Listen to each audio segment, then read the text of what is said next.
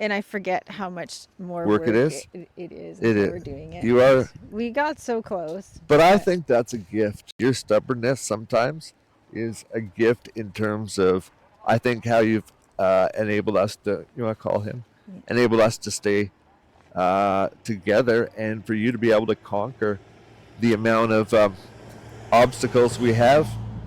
And so, uh, whether you call it stubbornness or I call it willpower, um, Yes.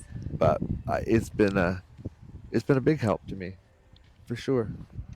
I think that's what probably one of the things I love about you the most is you're never willing to give up on an I idea. have a hard time accepting No no or for you an can't answer. do it as an answer, which Yeah, it's not always good. I mean, I do need to, and now that I'm older and I'm your body feeling tells you aches and things. pains more and listening to that more. Yeah, you're aging at the age of 44. Yeah.